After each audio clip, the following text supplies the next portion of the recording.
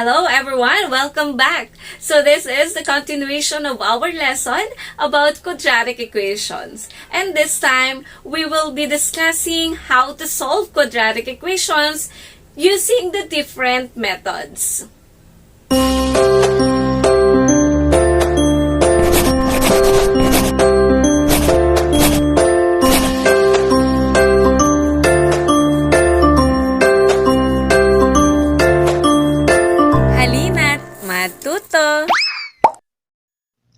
You have already learned how to identify whether the given equation is an example of quadratic equations or not. This time, let us solve quadratic equations. So, in solving quadratic equation, we can apply the following methods. So, we have four methods. The first one is by extracting square roots. Second one is factoring.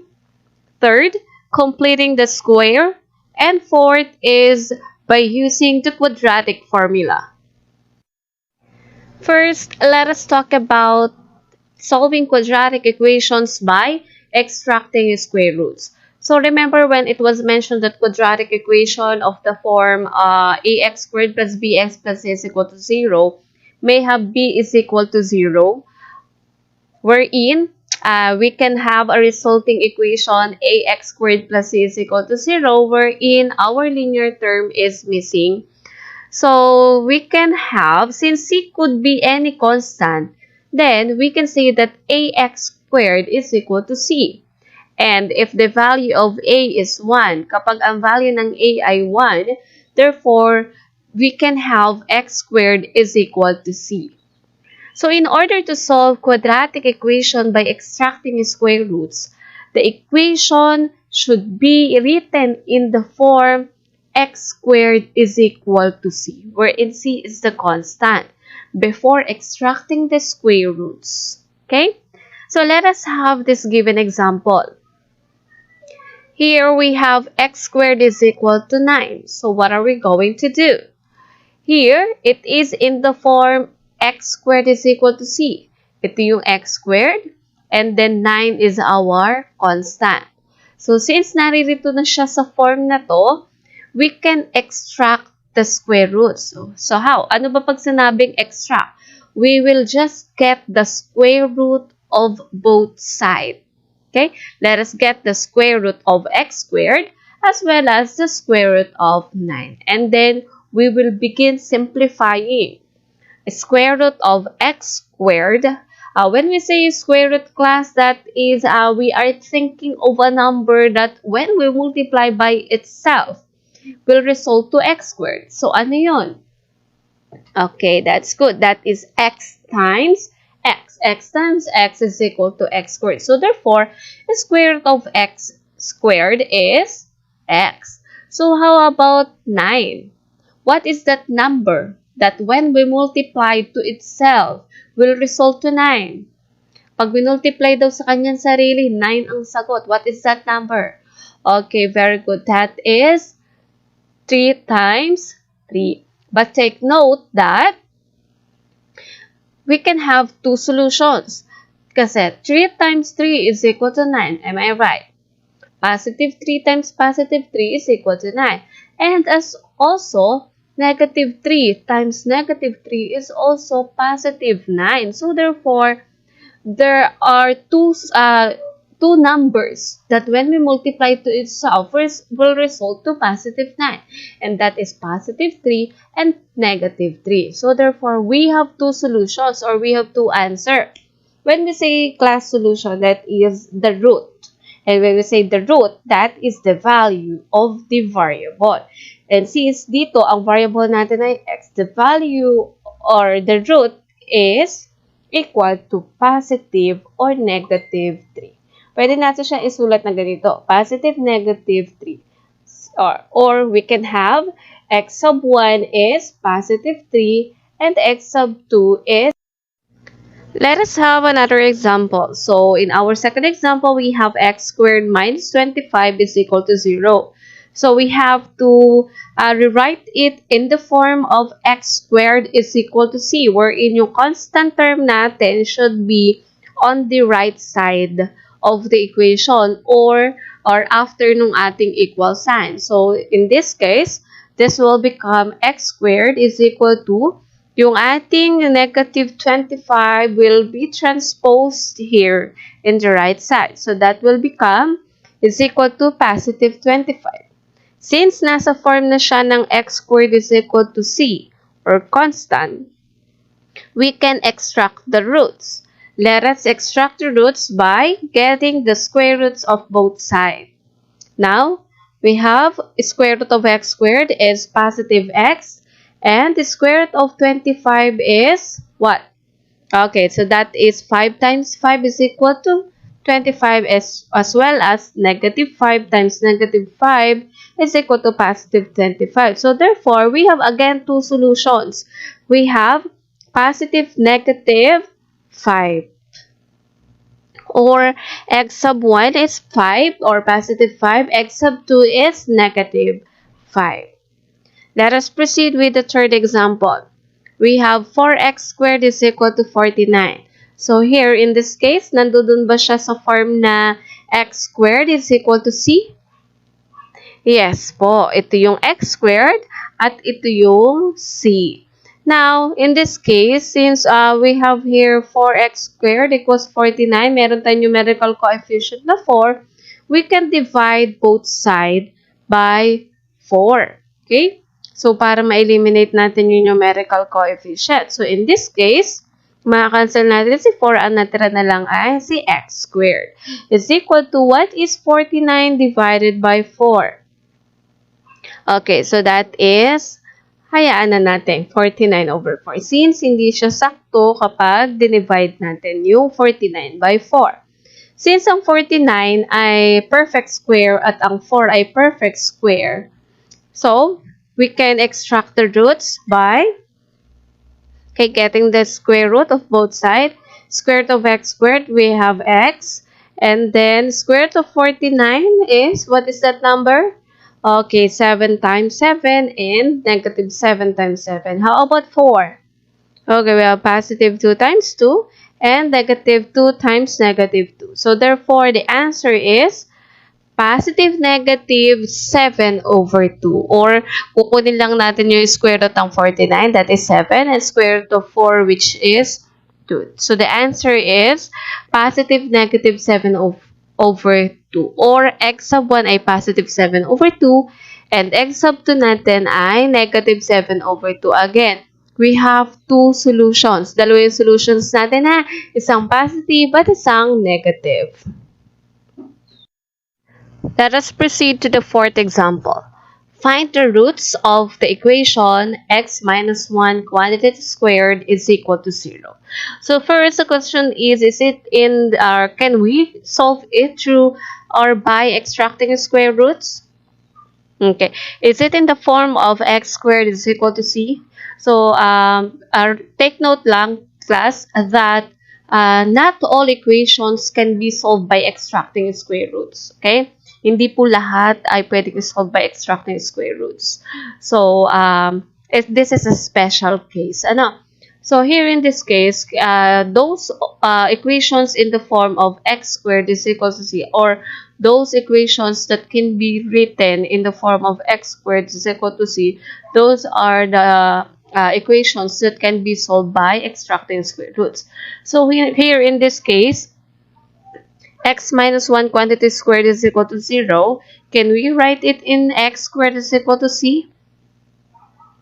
Yes po. Kasi, if you noticed, ang x minus 1 quantity squared is already in the second power. So, meaning to say, this is x squared is equal to 0. And 0 is our constant.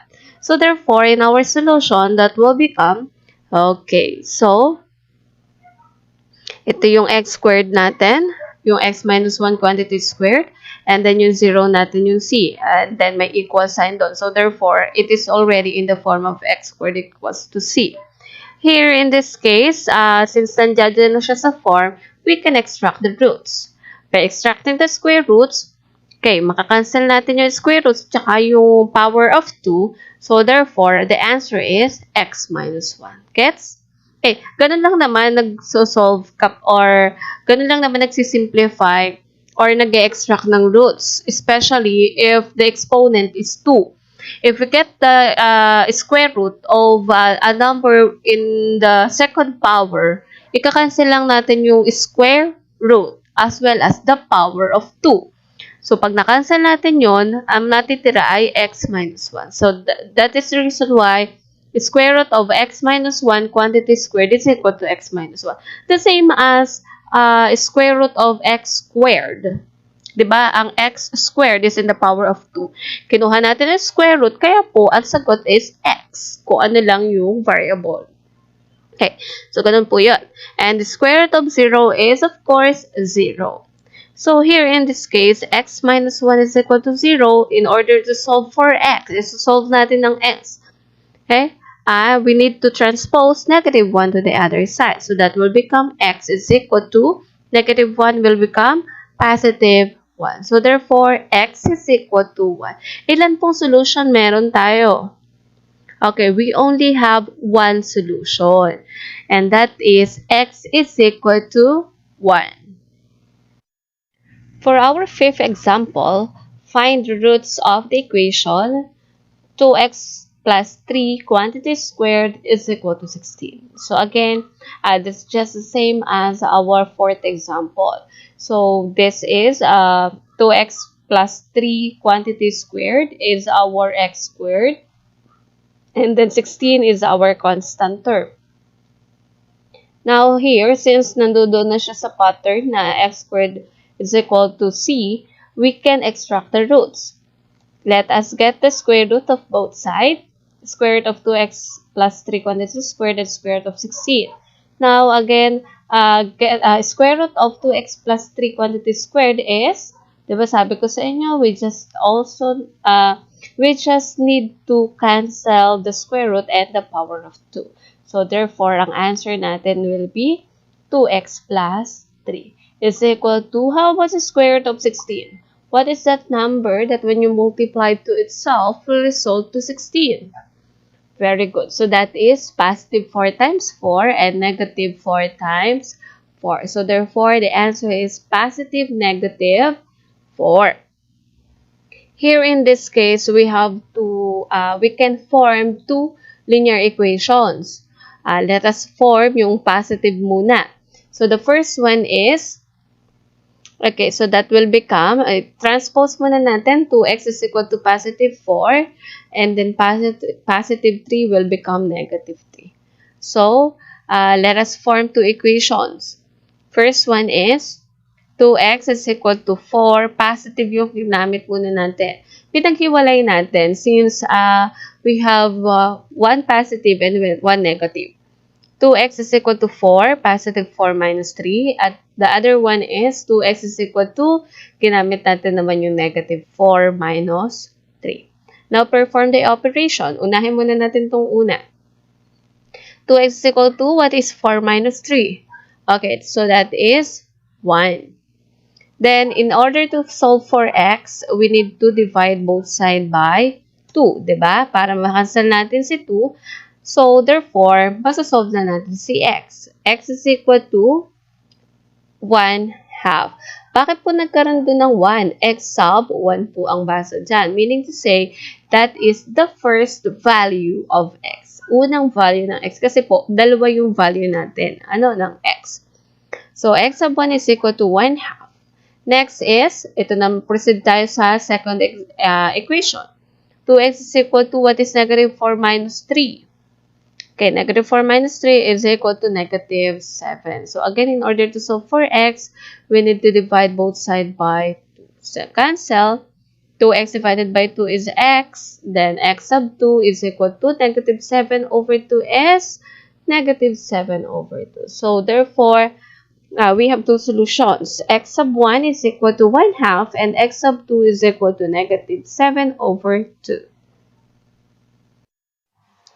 Let us now solve quadratic equations by another method, and that is by factoring. Okay, so only quadratic equation that is factorable can be solved by factoring. Always remember that. And to solve that quadratic equations, the following procedure can be followed. First, transform the quadratic equation into standard form if necessary. Okay, so it's important to transform first into standard form before we begin our solution. Next is factor the quadratic equation. So here, since this is by factoring, we will apply what we have learned from our previous grade about factoring or the different factoring technique kasi magpa-factor tayo in order to solve quadratic equation. Third, you have to apply zero product property by setting each factor of the quadratic equation or expression equal to 0. So here lang naman, in applying zero product property, we just need to set each factor. Diba dalawa yung makukuha nating factors? Isaset lang natin kada factor by 0 equal to 0. For example, if A times B is equal to 0, ito yung dalawang factors, isang A at isang B. So therefore, in applying zero product property, A is equal to 0 and B is equal to 0. Kada factor ay i-equate natin into 0. Okay? So that is the zero product property. Next is, of course, you need to solve the resulting equation. And after that, the most important is you check the values of the variable obtained by substituting each in the original equation. So, checking is important para malaman natin whether we got the correct answer or not. Before we begin solving quadratic equations by factoring, let us first recall the different factoring techniques that we may use in solving quadratic equations. So the first one is the common monomial factor. Here in the common monomial factor, we will get the common factors. Pag sinabing common factors, yung parehas common between the two terms.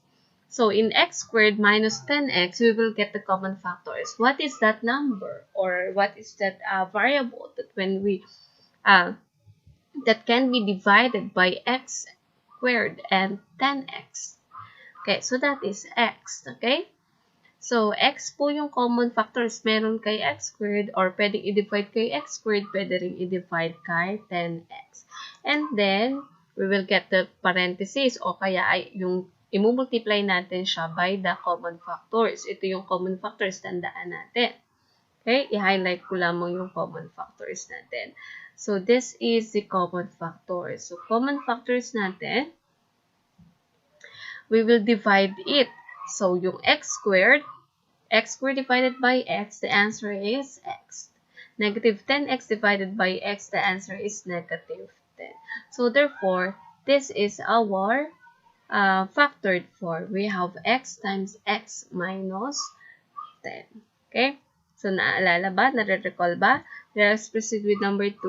We have 3a squared plus 12a. Here in 3a squared plus 12a, meron tayong numerical and literal. Yung numbers muna tayo sa 3 and 12. What is that or common factors between 3 and between 12? Pwedeng i-divide kay 3, pwedeng i-divide kay 12. And that is 3. How about a squared and a? Okay, the common factor is a. So therefore, ang common factors natin ay 3a. Now, let us have the parentheses. And then, i-divide natin. 3a squared divided by 3a is equal to, again, 3a squared divided by 3a is, makakancel natin yung 3, makakancel natin yung isang a. Ano na lang ang natira? Okay, meron pa tayong isang natirang a. Then, plus or positive, 12a divided by 3a is equal to 4. Kasi makakancel natin yung a and 12 divided by 3 is 4. So, therefore, the factored form of 3a squared plus 12a is equal to 3a times a plus 4. And as you remember, ang factoring po is just the reverse operation of the getting the product or yung multiplication. So, ibig sabihin, kapag minultiply natin ang 3a times a plus 4, babalik tayo kay 3a squared plus 12a. The same as ito. Kapag minultiply natin si x times x minus 10, babalik tayo kay x squared minus 10x. Okay? That is the first technique. Second technique is the perfect square trinomial. So, perfect square trinomial, it is a trinomial na may perfect square. So, paano ba natin malalaman kung ang given example na to ay perfect square trinomial? Okay, una, okay, may tatlo po condition. First, the first term and the last term should be perfect squares. Perfect square ba ang x squared tsaka 9? Yes po. Okay, so get the square root. X squared, we have x. Square root ng 9, we have 3. 3 times x, we have 3x. After multiplying, kailangan po, pag multiply nyo ng 2, yung product ng square root nitong dalawang ito, pag multiply natin by 2, will result to the middle term. So that is square root of x squared is x. Square root of 9 is 3. 3 times x is 3x times 2. That is 6. So therefore, nag-satisfy yung middle term. So therefore, ang x squared plus 6x plus 9 is a perfect square trinomial. At kapag nag-guarantee na natin that given equation is a perfect square trinomial, meaning to say, pag nag-guarantee na natin, meaning to say, we can factor it na. So, papaano? Madali lang. You will just draw this, parenthesis and square. So, ibig sabihin niyan, magiging answer natin is a square of a binomial. So, papaano po? Square root of x squared. We have x. Get or copy the sign of the middle term, which is positive. And then, square root of 9 or square root ng last term, that is 3. So, the answer or the factored form is equal to x plus 3 quantity squared. Okay pa? Next, number 2. X squared minus 4x plus 4. Okay, so alamin muna natin, is it a perfect square trinomial? Perfect square ba? Yes. Perfect square ba ang 4? Yes. 2 times x, we have 2x times 2, we have 4. Nag-satisfy ba sa middle term? Yes po. So therefore, that is an example of a perfect square trinomial. And if it is a perfect square trinomial, we can factor it by getting the square of a binomial. We have square root of x squared, we have x, then copy the sign of the middle term. Since ito ay negative, negative din po ito. And then square root of 4, we have 2. So therefore, the factored form is x minus 2, 1. Another technique is factoring a general trinomial by trial and error. So here, these are general trinomials in which general trinomials which are not a perfect square. So how are we going to do this? By trial and error. So let's take a look at this given n squared plus 5n plus 6. So this is obviously not a perfect square kasi our perfect square trinomial since 6 is not a perfect square. So how are we going to do this? So in trial and error, sabi nga, try and error. Pwedeng magkamali. Okay? So here, you will just put 2 parentheses and then get the factors of n squared. The possible factors of n squared, we have n times n. So, paghihiwalay natin, isang n dito at isang n. n times n. Okay? Next is 6. What are the factors of 6? So, marami yan. Pwedeng 6 times 1. Pwede ring 3 times 2. Pwede naman 2 times 3. Okay, so let us try 3 times 2 muna. So, pwede ito. Try lang muna tayo kasi pwede tayong magkamali. So, paano natin ma-check whether we have arrived on the correct factors? Okay, so ganito lang po yan. You will multiply the middle terms or the inner terms and, of course, the outer terms. 3 times n or positive 3 times n is equal to positive 3n. Another, yung outer terms natin, n times 2, which is 2n. Then, kapag pinag-add po natin itong product ng inner and outer terms, it should be equal to the middle term of our trinomial. So, positive 3n plus 2n is equal to positive 5n. And since it satisfies the middle term, so therefore, our factored form is correct. So, therefore, ito po ang factored form niya. N plus 3, N plus 3, and N plus 2. Okay? Next, number 2. X squared minus 3x minus 10. So here, again, this is not a perfect square trinomial kasi ang 10 is not a perfect square. So, trial and error ulit tayo. Get the factors of x squared. We have x times x. Now, get the factors of 10. We can have 10 times 1. We can have also 5 times 2. So, since ito ay ang ating middle term ay negative 3x. So, isipin na natin, doon sa 10 times 1, at saka 5 times 2, alin doon yung mas possible or posible na makaresult sa negative 3x? Okay, very good. So, ang pwede ay yung 5 times 2. So, ilagay na natin dito ang 5 times 2. Now, hindi natin alam kung ano ang sign So, since ito ay negative, dapat negative yung isa ay positive. Kasi, kailangan, di ba, pag different sign, pag maminusin natin. So, ang target natin, pag minusin, para makakuha tayo ng 3. Okay, and since ang larger number natin ay, ang ating sign ay negative, the larger number should be negative. So, negative 5, and this is positive 2. Now, check natin. So, negative 5 times x is negative 5x. Positive 2 times x is positive 2x. So, therefore, we have negative 3x. So, nag-satisfy ba dun sa ating middle term? Yes po. So, therefore, this is the factored form. X minus 5 times x plus 2. Okay? Let us now apply those factoring techniques in solving a quadratic equation by factoring. So, let's have first this. N squared plus 2n plus 1 is equal to 0. How are we going to apply the different steps in solving this by factoring? First step, transform the quadratic equation into standard form if necessary. So, is it already in a standard form? Yes. So, therefore, our step number 1 is okay. Let us proceed to the step number 2. Factor the quadratic expression. So, this is the quadratic expression. The n squared plus 2n plus 1. So, ito yung quadratic equation or expression. So, we need to factor it.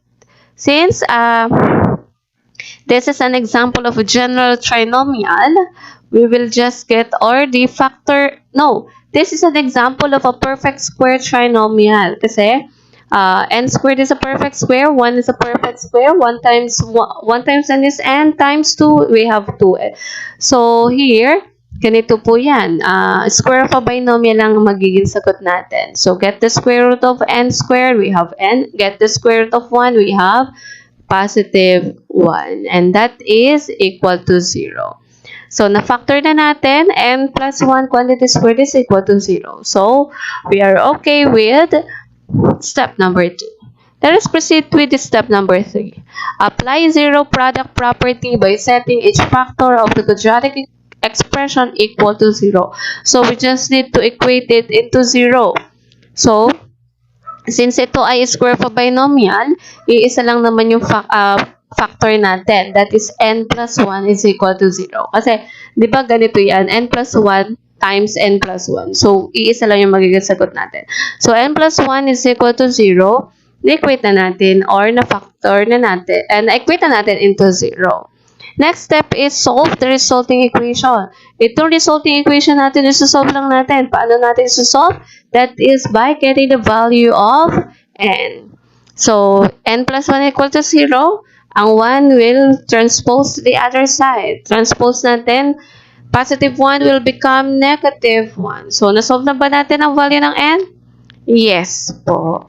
Now, the value of n is equal to negative 1. And for the last step, we have checked the values of the variable obtained by substituting each in the original equation. So, para malaman natin if it is really the correct answer, from the original equation, isa-substitute lang natin yung value ng n. So, for checking, n squared plus 2n plus 1 is equal to 0. Kapag daw ang n ay equal to negative 1, substitute lamang natin. So, instead of n, writing n, we will write negative 1. Negative 1 squared plus 2, 2n. So 2 times negative 1 plus 1 is equal to 0. Negative 1 times negative 1, that is positive 1. 2 times negative 1, that is negative 2n. Plus 1 is equal to 0. Negative 1 minus 2 is negative 1 plus 1 is equal to 0. What is negative 1 plus 1? Okay, we have 0 is equal to 0. So therefore, step number 5 is okay. So this is how we solve a quadratic equation by factoring. Okay, class? Now, let us proceed with our second example. The given is m squared plus 3m plus 2 is equal to 0. So again, we will use factoring in order to solve the quadratic equation. First step, transform the quadratic equation or expression into standard form if necessary. Now, the question is it already in standard form? M squared plus 3m plus 2 is equal to 0. Okay, in that case, our step number 1 is already checked. Next, step number 2. We can proceed now with our step number 2. Factor the quadratic expression. The quadratic expression here is m squared plus 3m plus 2 is equal to 0. Now, in order to factor it, we will use the trial and error. In trial and error, ayan, kailangan natin ng 2 columns or 2 parentheses. Okay, now, what are the factors of m squared? Okay, so we have m times m. How about 2?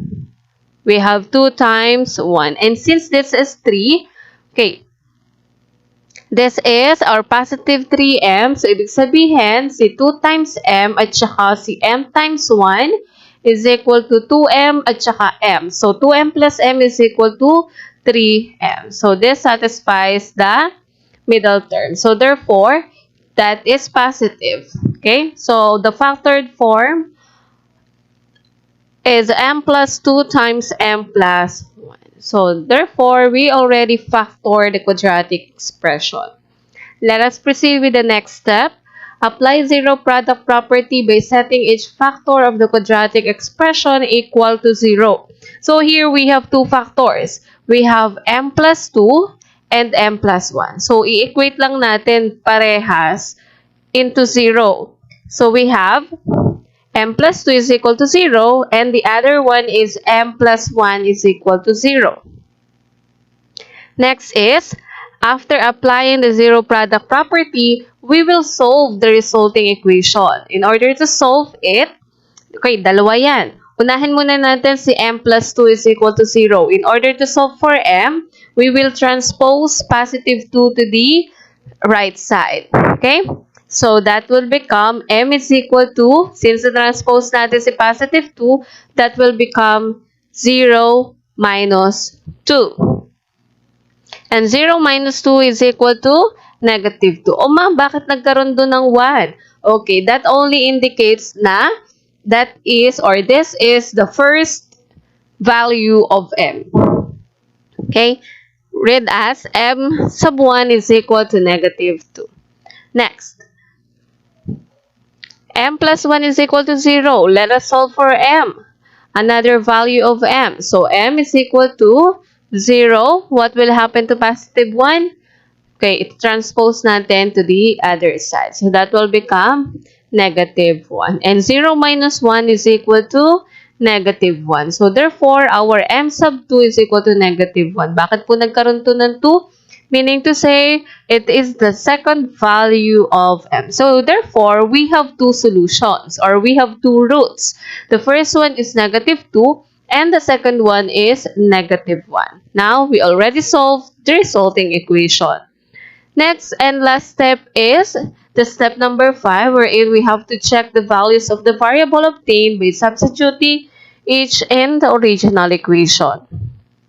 So, we will begin with the original equation which is m squared plus 3m plus 2 is equal to 0. So, since dalawa yung value natin, isahin natin. Una muna is, if m is equal to negative 2, we will substitute the value negative 2 to our original equation dito sa m squared plus 3m plus 2 is equal to 0. Instead of writing m, we will write negative 2.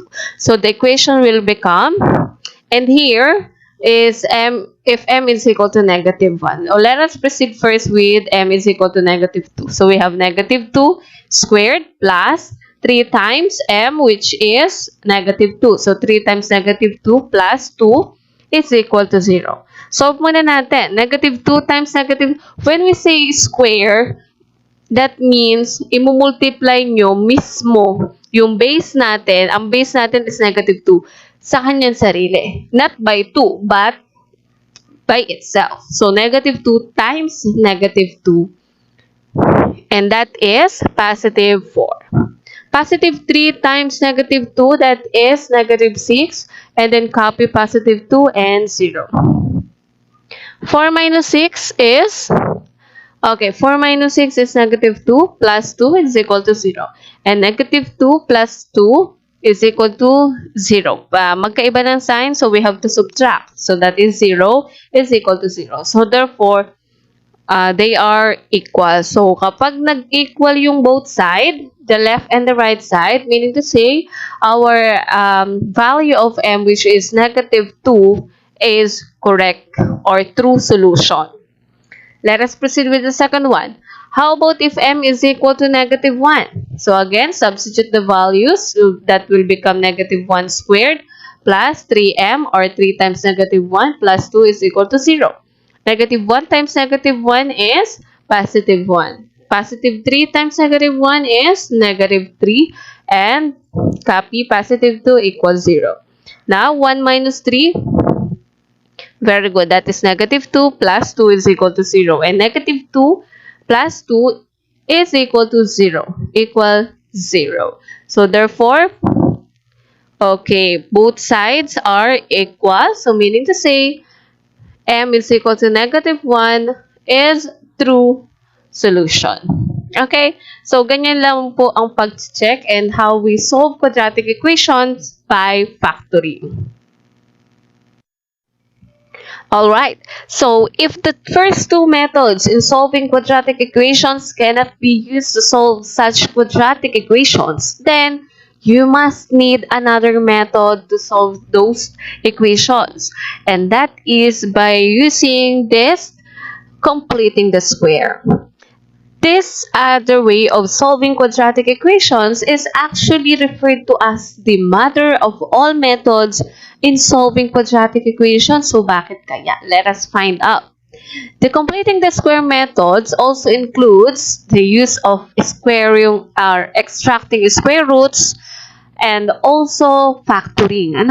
Now, let us let us recall first the following. Diba? In a perfect square trinomial, when we factor it, it will become a square of a binomial. So, ito yung napag-aralan na natin last time, as well as napag-aralan din natin earlier. That when you factor a perfect square trinomial, that will result to a square of a binomial. Let us try this. X squared plus 6x plus 9 is a perfect square trinomial. And when we factor it, that will become x plus 3 quantity squared. Saan po nanggaling si x? Ayan po, square root ni x squared. Saan nanggaling si sign, si positive? Kung ano po yung middle sign or sign ng middle term, that would be also its operation. Next is the square root of the last term. The last term is 9, so this is square root of 9 is 3, so we have 3. So x plus 3 quantity squared. Next, x squared minus 4x plus 4. So this is again a perfect square trinomial. When we factor it into a square of a binomial, that will become x minus 2 quantity squared. So bakit po naging x minus 2? Saan galing si x? The square root ng x. It's x squared. How about the negative? Kung ano po ang sign ng middle term, yun din po ang ating sign. So, x minus, and then get the square root of the last term. Square root of 4 is 2. So, that is the reason why it is equal to x minus 2 quantity squared.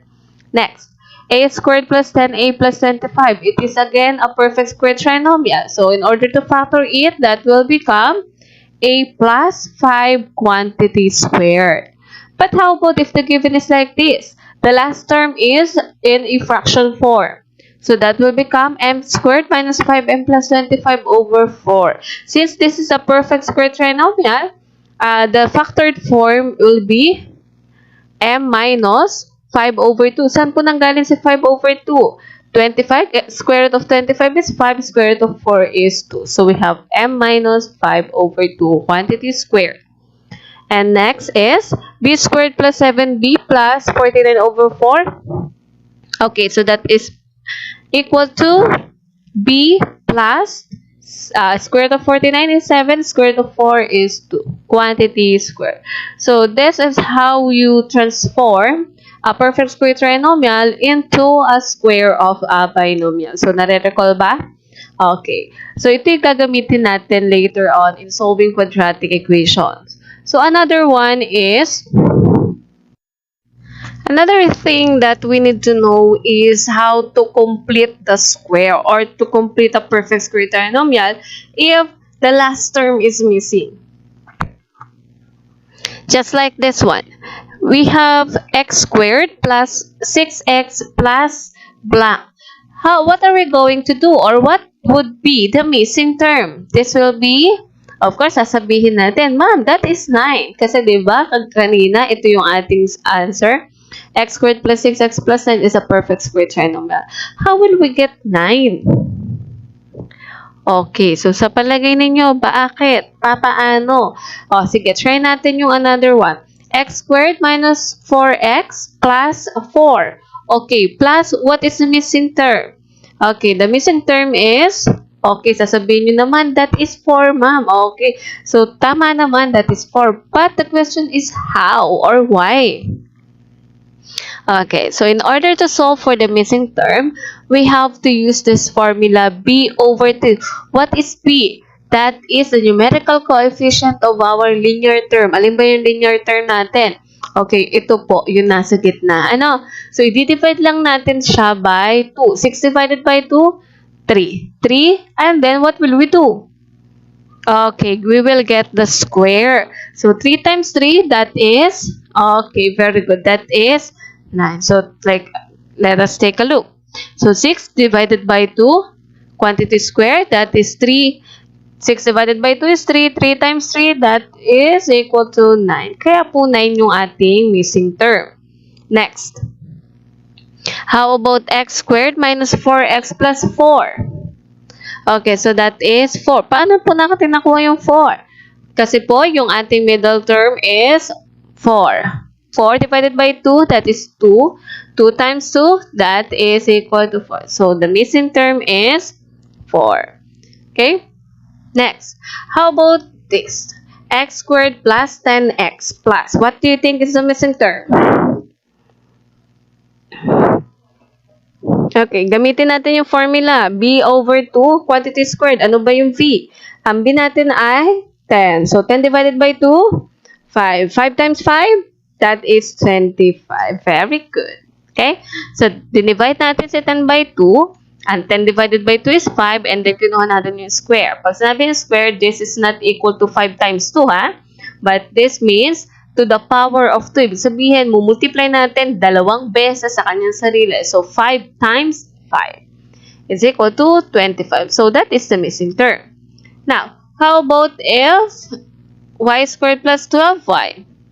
Ano po yung nawawala natin? What is the last term? Yes, 12 divided by 2, 6. 6 times 6, that is 36. Madali ba? Okay. Next, a squared minus 20a plus, what is the missing term?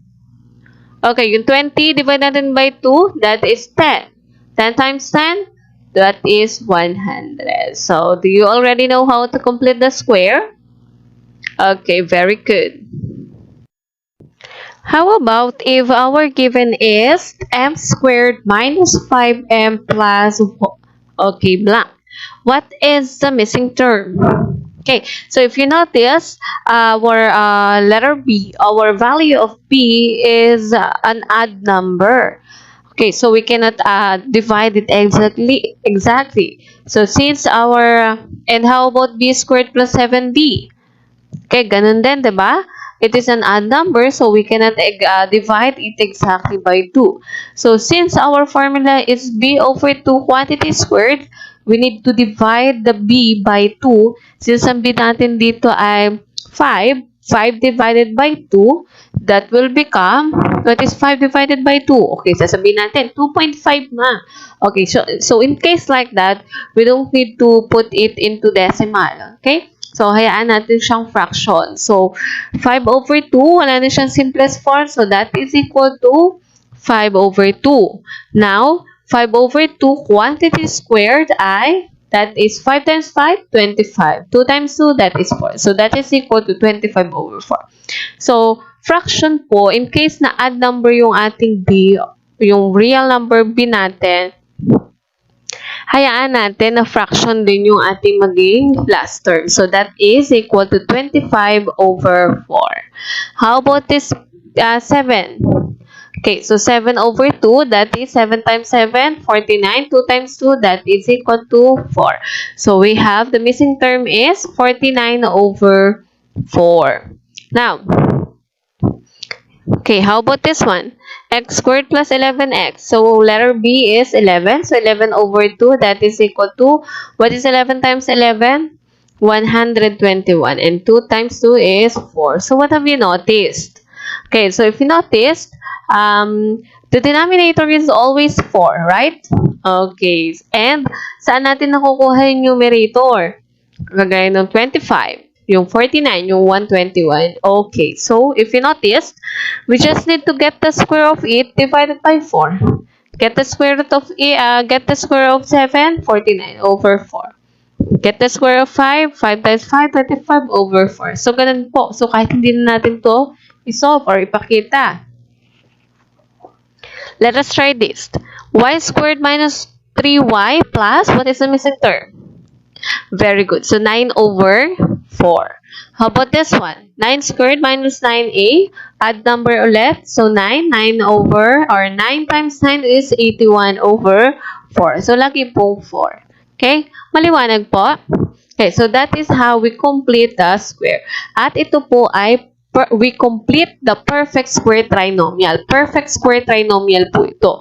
At kapag perfect square trinomial, we can factor it by square of a binomial. Okay?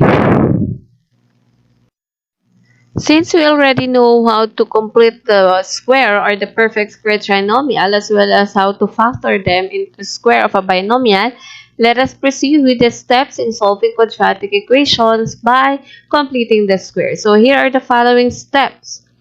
First, divide both sides of the equation by a, then simplify. So, kailangan pala ay walang value ang a, or ang a is 1. At kapag more than 1, we need to divide both sides of the equation. So, kagaya nito, kapag ang value ng a natin ay meron, so we have to divide both sides by a. Kung ano man yung value ng a. Kung ang a ay 2, edi 2. Kung ang a ay 3, edi 3. Okay? Next step is, write the equation such that the terms with variables are on the left side of the equation. And the constant term is on the right side. Yan, paghihiwalay pala natin yung may mga variables. Lahat ng may variables ay ilalagay natin sa right side, sa left side. And then, the constant term ay nasa right side. Next, add the square of 1/2 of the coefficient of x on both sides of the resulting equation. The left side of the equation becomes a perfect square trinomial. So, yan. I-add daw natin yung square of 1. Or, in short, we need to complete. Okay, so, di ba ganito magiging result na separate natin lahat ng may mga x at saka yung constant. So, in order, in this step, we need to complete the square. Kailangan itong left side ay maging perfect square trinomial. Okay? So, we will apply what we have learned in completing the square. Yung kanina, Yan. Next, after completing, kailangan i-add din natin dun sa kabilang side. 4. Express the perfect square trinomial on the left side of the equation as square of binomial. So, in short, we need to factor it. Ayan. If factor natin yung perfect square trinomial into square of a binomial. And number 5, solve the resulting quadratic equation by extracting the square root. Ayan, i-apply na natin yung extracting square roots and solve the resulting linear equations. And lastly, check the solutions obtained against the original equation. To make it clear, let us apply the following steps in solving quadratic equation by using this illustrative example. Number 1, m squared plus 3m minus 28 is equal to 0. Again, m squared plus 3m minus 28 is equal to 0. The first step is we need to divide both sides of the equation by a, then simplify. So, what is the value of a? Okay, we have 1. So, kapag 1, wala na tayo kailangan i-divide. So, check na tayo dito sa step number 1. Step number 2, you need to write the equation such that with the terms with variables are on the left side and the constant term is on the right side. So, ibig sabihin, pag hihiwalayin natin, ihiwalay daw natin lahat ng may variables. So, ito po yun. Itong may variables, si m squared, tsaka si 3m, at tsaka po si constant. Kailangan daw si constant ay nasa right side. So, in short, we need to transpose negative 28 to the other side and that will become positive 28. Maliwanag po itong step na to. Okay, so check na tayo dyan. After maihiwalay natin yung constant term, we will proceed now with the third step. You need to add the square of 1/2 of the equation. Okay, or in short, that is completing. Complete the square. Here, dito sa m squared plus 3m, kailangan po maging trinomial siya or perfect square trinomial. And that is by, ayan, so papaano po? Ayan, by adding the square of 1/2 of b. And that is, alam naman natin, in completing this, b over 2 quantity squared. What is b? Okay, ang b natin ay 3. So, since this is odd number, so, ang mangyayari po dyan ay 3 over 2. So, 3 over 2 quantity squared. 3 times 3 is 9. 2 times 2 is 4. So, we have 9 over 4. Sabihin, yung 9 over 4, siya ang ating i-add dito. Okay? Meron na tayo ngayong perfect square trinomial. And syempre, magiging ma-outbalance tayo kasi nagdagdag tayo dito sa left side. So, para hindi mawala yung sense ng ating equation, kailangan po balance siya. Kailangan po, anong ilalagay natin sa left side, siya din ilalagay natin sa right side. Okay? So, kung nagdagdag tayo doon ng positive 9 over 4, magdagdag din tayo dito ng positive 9 over 4. Okay? That is the essence of completing the square. So, check na po tayo dyan. Let us proceed with number 4. You need to express this perfect square trinomial. Alin ba yun? Ito po. Perfect square trinomial into square of a binomial. Or in short, i-factor po natin. Since perfect square trinomial siya, pwede natin siyang i-factor into m plus 3 over 2 quantity squared. Saan po nanggaling si 3 over 2? Okay, so 3 over 2 po, I get the square root of 9 over 4. Square root of 9, 3. Square root of 4, that is 2. Okay? Is equal to, ayan, ipe-perform lang po natin to. 28 plus 9 over 4. So, kailangan natin balik-balikan yung pinag-aralan natin ng mga elementary tayo. How can we add a whole number and a fraction? Paano nga ba? That is by getting the LCD. Ano bang LCD na? Di ba ito may 1? Okay, may 1 po yan. Ang LCD between 1 and 4 is 4. Now, 4 divided by 1, 4 times 28, that is 112. 4 divided by 4, that is 1 times 9, that is positive 9. Maliwanag po yun. Okay, recall lang natin, pinag-aralan, ayan ay during your elementary days pa. Ano? Now, okay, okay na tayo. Check na tayo dun sa number 4. Now, number 5, solve the resulting quadratic equation by extracting the square root. Ayan, extract na natin. But before we extract, Simplify muna natin. What is 112 plus 9? Okay, that is 121 over 4. Kopyahan lang natin yung LCD. Now, let us solve the resulting quadratic equation by extracting square root. Paano ba tayo mag-extracting the square root? Bakit po tayo nag-extracting square root dito? Kasi, di ba, it is in the form of x squared plus c. Okay, naalala nyo ito? Diba kapag nasa x squared is equal to c na yung ating equation, meaning we can solve it by extracting square roots. And in order to extract the roots, lalagyan lang natin ng square root. Let us just get the square root of both sides. Now, we have what is square root of m plus 3 over 2 quantity squared? Diba sabi ko, pag ganyan, pwede nating makancel yung square root at saka yung power of 2. So, ano na lang natira? Okay, that is m plus 3 over 2 is equal to, how about the square root of 121 over 4? Okay, since fraction to, get the square root of the numerator and then get the square root of the denominator. Since ang 121 ay perfect square, that is okay, positive, negative, 11. 120, square root of 121 is 11. Square root of 4 is 2. Huwag nating kakalimutan ang positive, negative, ha?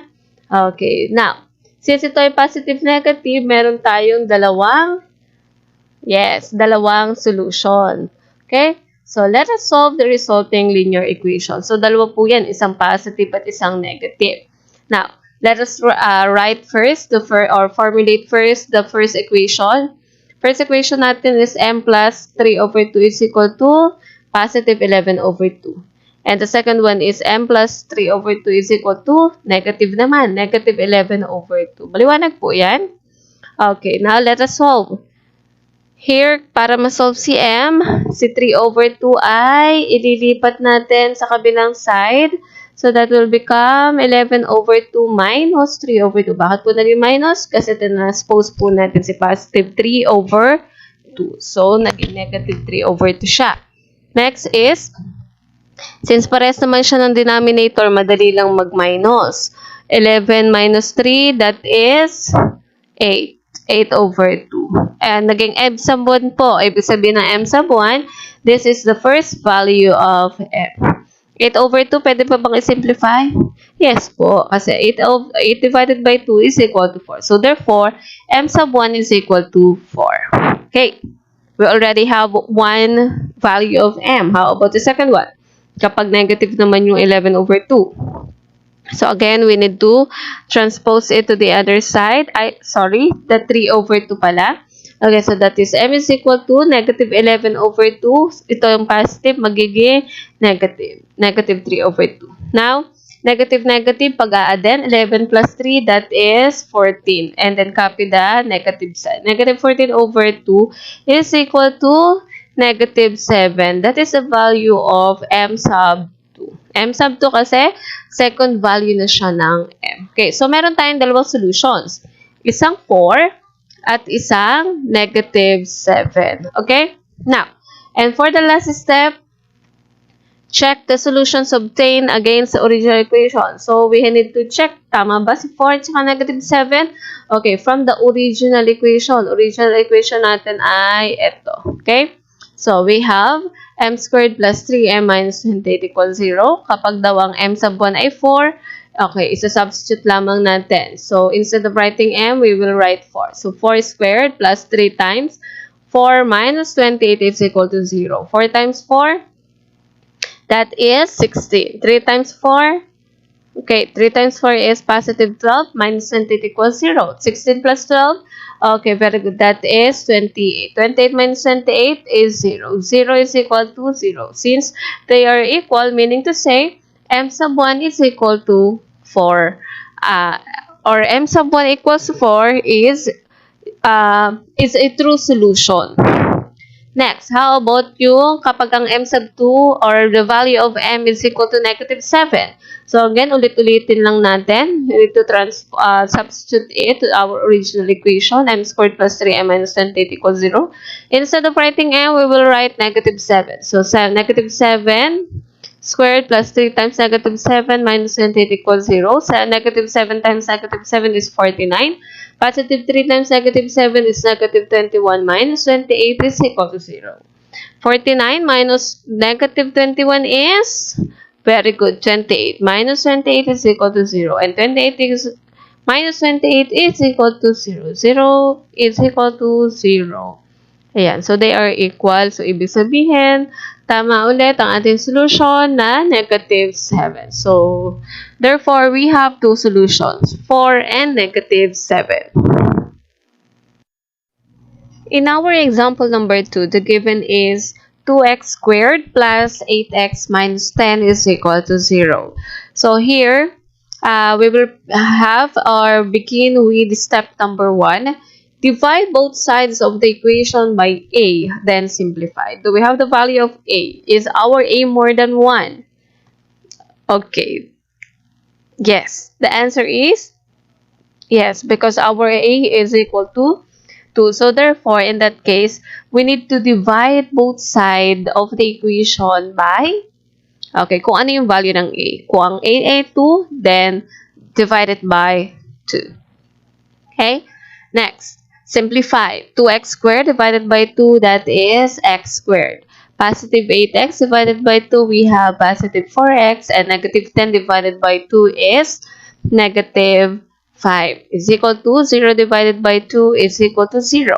Okay, so na-divide na natin both sides of the equation by a, so check na tayo dito. Let's proceed with equation R. Step number 2. Write the equation, okay, on the, all the terms with variables we should be on the left side, and then the constant term should be on the right side. So, ibig sabihin, si negative 5 ay lilipat natin to the right side. So, that will become positive 5. Okay? Next, complete the square.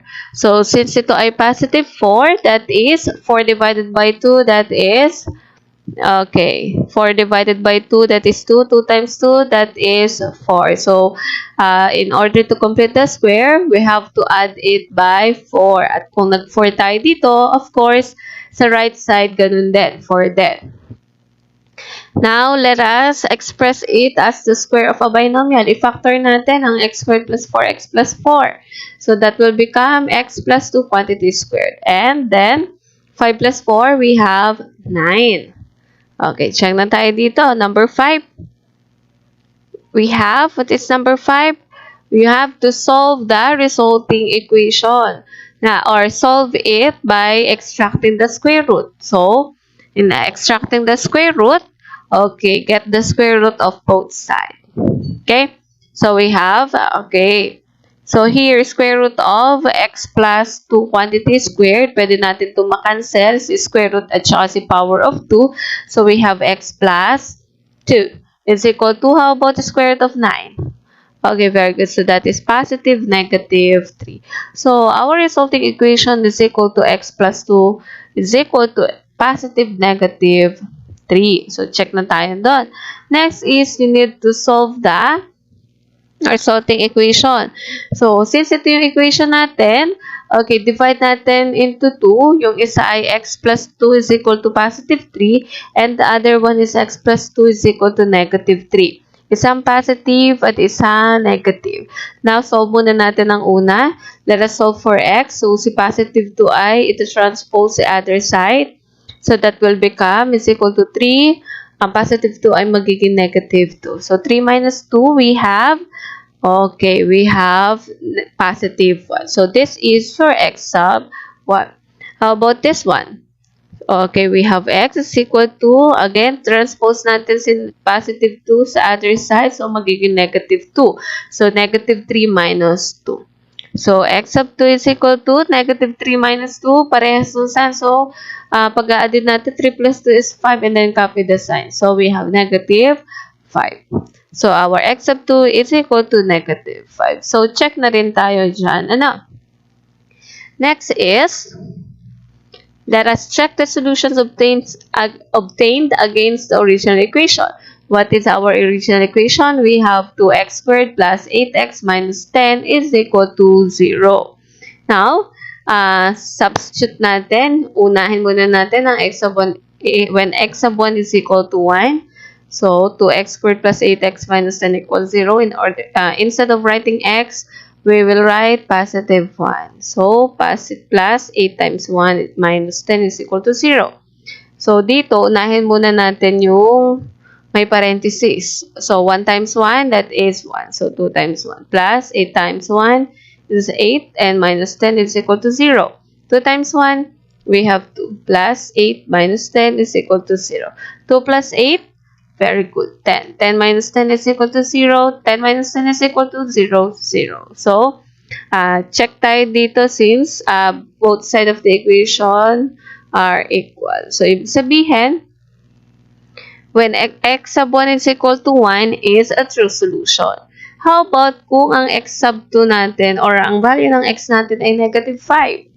Okay, so again, substitute lamang natin.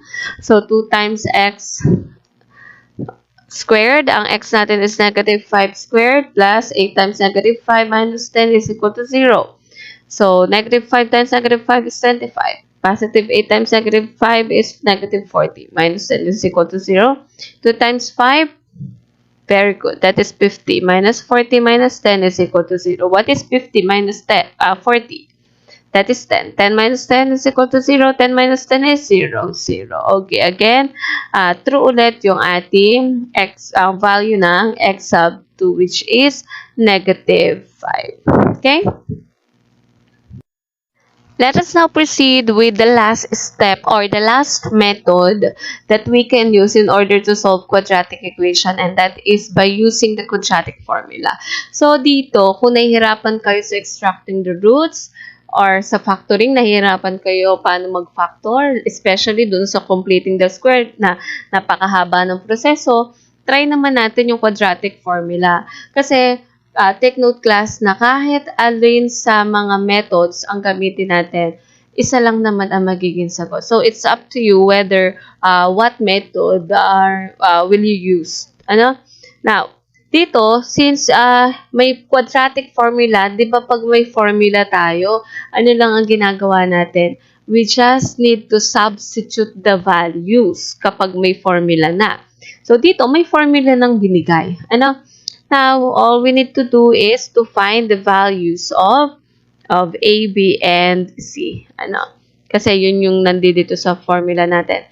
X is equal to negative B, positive negative square root of B squared minus 4AC all over 2A. Pag sinabing all over 2A, mula kay negative B hanggang doon sa loob ng parenthesis ng square root, i-divide natin by 2A. Okay? So, dapat kahit nakapikit, memorize natin to. Again, x is equal to negative b positive negative square root of b squared minus 4ac all over 2a. Okay? Now, let us apply it. Tingnan natin, mas madali ba itong mas madali ba itong method na to? Let us try.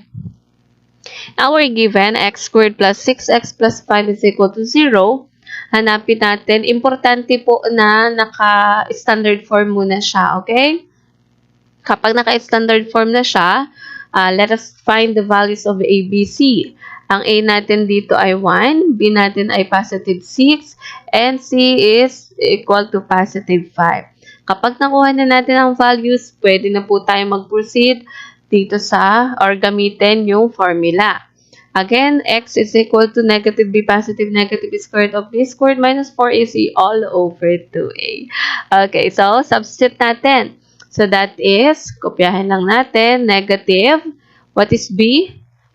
Okay, 6. So, yung negative po, sadya na siyang nandiyan. So, hindi po pwede na porque yung B natin ay positive, mawawala na nun. Kailangan may negative lagi dyan. Kung ang B natin ay negative or positive, meron pa rin yun dyan. Ano? So, negative 6, positive negative, square root of, ano po yung B? Okay, we have 6. Instead of writing B, we will write 6. 6 squared minus 4 times AC. 4 times, anong value ng A? 1. Times C, 5. Okay? Nakuha? Sinasubstitute lamang natin. All over 2 times A. 2 times, what is A? 1. Okay? Now, simplify natin. Negative times 6, we have negative 6. Positive, negative, square root of 6 squared is This is not 6 times 2, but 6 times 6, we have 36. Minus 4 times 1, we have 4 times 5. All over 2 times 1 is 1. Next is negative 6, positive, negative. Square root of 36 minus, what is 4 times 5? Okay, we have 20 all over 2. Simplify lang natin ulit. So, kopyahin lang muna ulit ang negative 6, positive, negative. At ito muna unahin natin.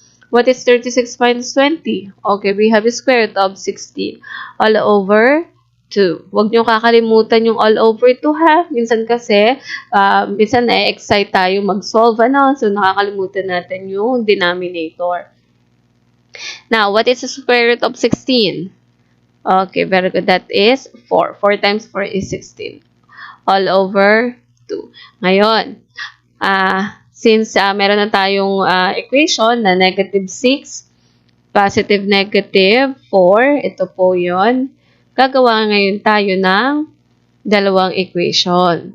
Ang isa ay positive, ang isa ay negative. So, una, x sub 1 is negative 6 plus 4 over 2. The other one is negative 6 minus 4 over 2. Nakukuha ba yon? Okay, nakakahabol? Okay. Isang positive po at isang negative. Pinaghiwalay ko lamang. Okay? Now, simplify natin. Negative 6 plus 4, we have negative 2. All over 2. Negative 2 divided by 2, we have negative 1. So, therefore, x sub 1 is equal to negative 1. And x sub 2 natin, negative 6 minus 4, we have very good. That is negative 10 divided by 2. 10, negative 10 divided by 2, that is negative 5. So, the value of x sub 2 is equal to negative 5. Well, x sub 1 is negative 1. So, pwede ulit natin checkin yan using the original equation. Isa-substitute nyo lang. And then, kapag nag-equal ulit, therefore, our roots or solutions are correct. Okay? For our second example, we have x squared minus 7x is equal to 4. So, just like what I said earlier, it should be in the standard form. Okay? Before finding the values of a, b, c, make sure that the given equation is is written in standard form. So, we have x squared minus 7x is equal to 4.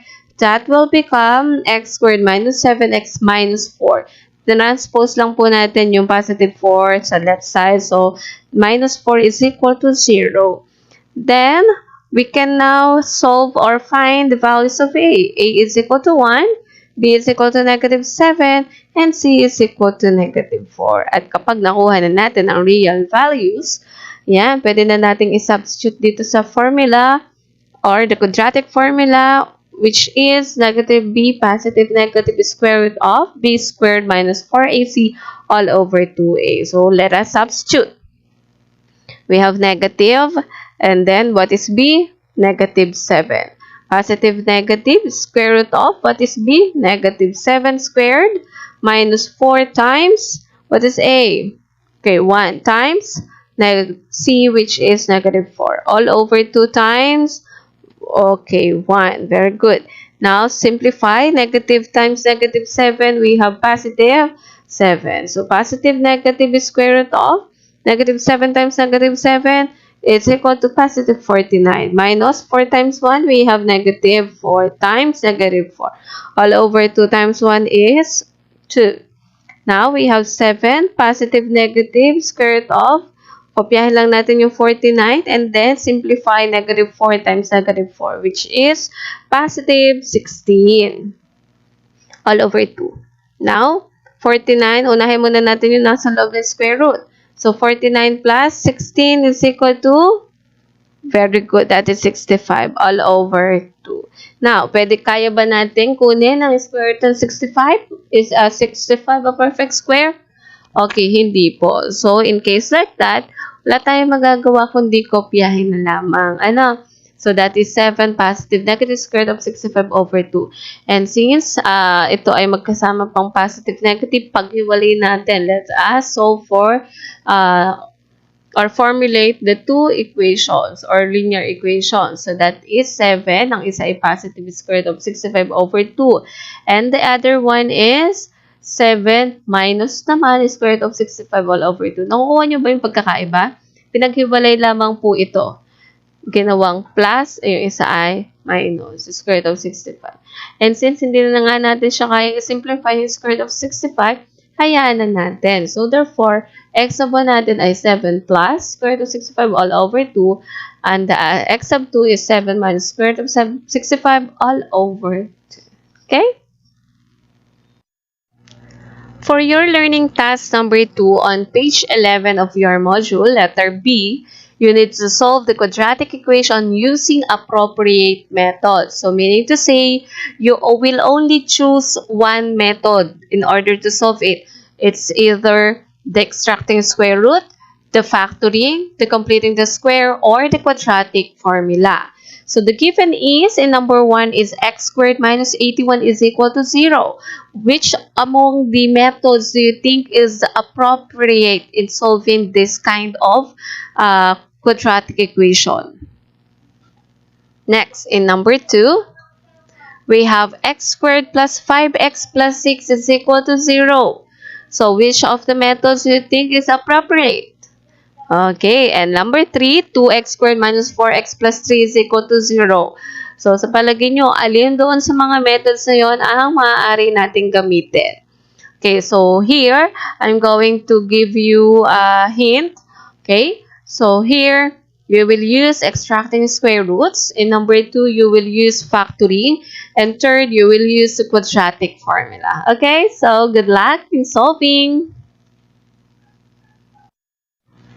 Now, for your learning task number 3, page 12, you will solve for the variable of the following quadratic equation. So, hahanapin nyo lang or isosolve nyo lamang ang ating quadratic equations based on the following method. So, may kanya-kanya tayong method. So, hindi po pwedeng dito sa una ay factoring ang gamitin natin. No, kasi may nakasulat na by extracting square roots. So, you will only answer number 1, number 2, and number 3. Okay? Next is by factoring. And by factoring, you will only use or you will only answer number 1 and number 2 and 3. For your completing the square, you will only answer number 1, x squared plus 5x plus 6 is equal to 0. And by using the quadratic formula, you will only answer the number 2x squared plus 8x minus 10 is equal to 0. Okay? So, good luck! For your learning task number 3, using the concept map below, explain what you have learned in this module. Ayan. So, in your intermediate paper, you only need to draw this graphic or concept map. So, may tanong dyan, how do you illustrate quadratic equation in one variable? So, here in this box, using extracting square root. In this side, you will explain how you solve quadratic equation by factoring method. In this side, by completing the square method. And lastly, that is by using the quadratic formula. So, I guess naman marami kayo natutunan in our in this lesson. So, good luck! So, congratulations, my dear students! We have made it.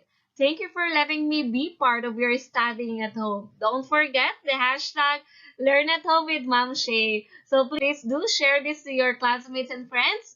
Don't forget to hit the subscribe button. This is your Ma'am Shei, your guide in learning at home during your modular distance learning. Goodbye! This video tutorial is made especially for you in Learning Mathematics 9. Thank you for watching. Please don't forget to subscribe.